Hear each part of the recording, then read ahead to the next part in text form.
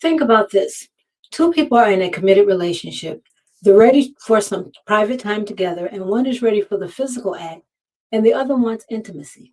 He's pushing for that physical connection while she's asking for more time. That gap tells us everything. How often do we mistake access for closeness? And wanting someone's body isn't the same as earning their trust. This is a classic example of when intimacy is rushed instead of built. Let's talk about it.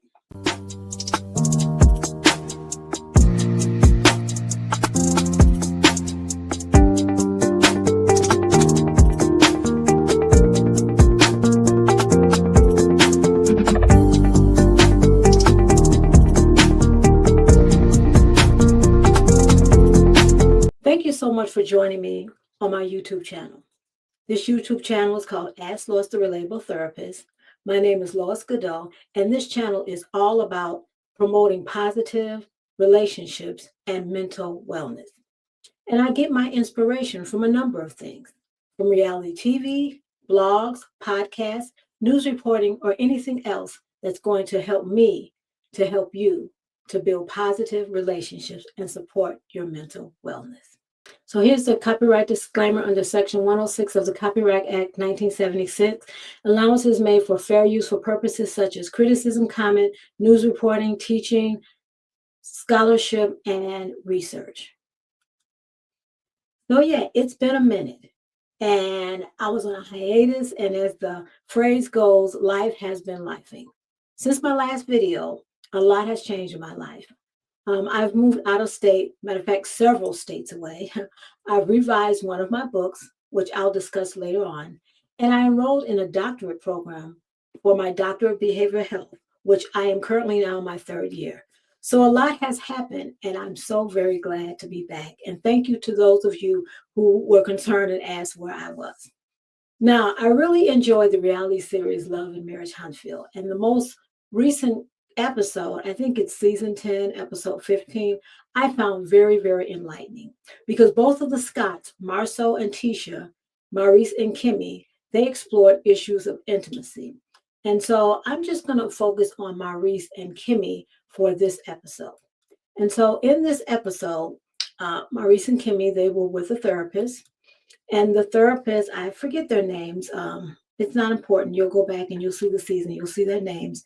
And the therapist had been working with them for a while. I'm not going to talk about their techniques and what they use because I'm sure they were very good therapists because it sounds like they had been working with them a while. And in this episode, Kimmy wants more intimacy and Maurice wants more of that physical connection. And he confuses the physical connection with intimacy because at one point the therapist asked them to kind of talk about, what some of the issues that they're having and their needs.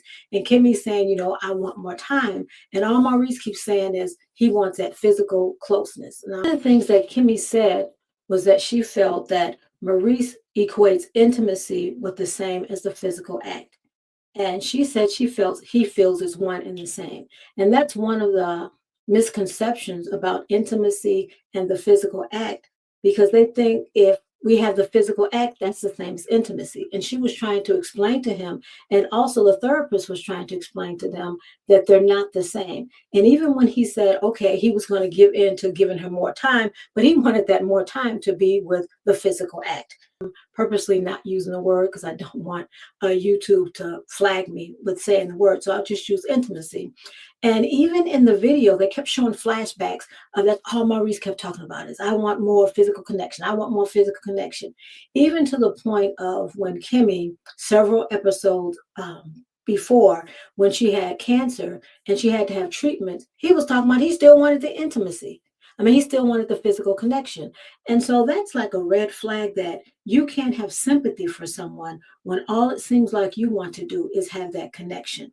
And this is where it distinguishes armchair therapists from real therapists, because the therapists in this episode, they were able to correctly recognize that there was some hyperness going around, that physical connection is something you want in a relationship. It's natural, it's normal, but because he wanted it all the time, it's like he just even he said that I think about it all the time. And so that was a red flag. And so they started asking him a little bit about his past and saying, okay, now it seems like, there's something else going on deeper. And then he started talking about when he was younger, how his father had put a padlock on the refrigerator and he couldn't have access to the food, because sometimes when you are dealing with a lot of hyperness, and it may be connected to some emotional situation or emotional problem or past emotions. And so we found out that he was angry about not being able to get into the refrigerator, and also feeling embarrassed and still not understanding why can't we go into the refrigerator. And I guess the dad was trying to preserve some of the food because it was quite a few children that he had. So they kind of explored that a little bit, but that's not what I want to kind of land on today. Today, what I want to land on is to just talk about, and I'm pretty sure they covered this because, in these reality TV shows, we only see little snippets, maybe 5 or 10 minutes, when it might have been a 2 hour long counseling session. So I kind of want to talk about the part of the mental wellness, because one of the things that I've included in my YouTube channel is not just making sure that you have positive relationships, but also mental wellness. And I want to kind of explain what that is, take the time to explain what that is, and to show you how mental wellness and mental health are two different things. They're different. A lot of times people may use them interchangeably, but they really are different, because mental health is all about your emotional and that psychological state. And it can include a diagnosis of anxiety or depression. And it also includes a treatment plan that supports, that diagnosis, supports you getting better. Now, with mental wellness, it's more of what you do on a day-to-day basis. And it's what you do to take care of yourself.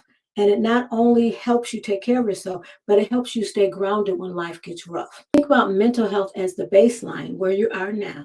And mental wellness is how you're going to nurture that baseline over time, how you're going to make it better, how you're going to improve. And so an example of that would be like having healthy boundaries. Boundaries is going to help your mental wellness. Another example of that would be mindfulness movements like dance and things that will get the stress off of you. Journaling, anything that's positive that's going to help you function better and feel more balanced. That would be the mental wellness. How can this physical connection, how can that benefit your mental wellness? One of the first things that it does is this physical connection. It can benefit your mental wellness by releasing those feel good hormones. And so with the touching and the kissing and the interaction, it causes those peripheral nervous system to signal to the brain to release endorphins, which makes us feel good. Another thing it does is it triggers the neurotransmitters dopamine, which is another mood boosting hormone. So you can see that that physical touch, that really does help the mental wellness. It reduces stress and anxiety. And anxiety can actually be reduced during the interaction.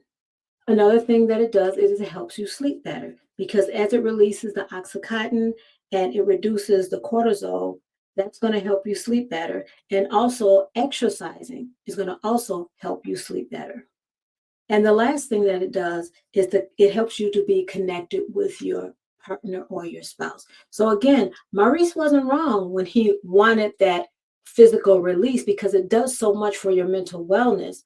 But again, you and your partner have to be on the same page. I talked earlier about one of the things that I did was I revised my book, and my book was, let me see, I'm going to put it up there. And my book, Holding Space for Yourself, it is a 60-day journal prompt for inner peace. And it's all about mental wellness. And it's allowing yourself to just simply be without judgment, pressure, or the need to fix anything. So it's helping you to practice honing in on your emotions and giving yourself the grace at your own pace. So this book, it's a 60-day journal, and it's going to help you with your mental wellness. And so, like I said, I've talked about mental wellness before in a lot of my videos.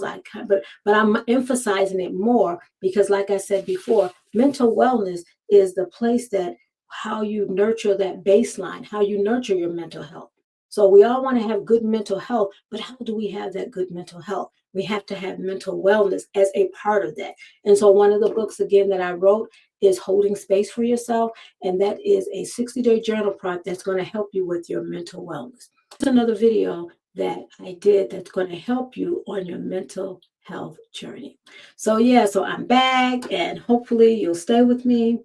And so go ahead and subscribe, like, and share this broadcast. And let me know what your thoughts are. What are your thoughts and what are your comments on what we talked about today?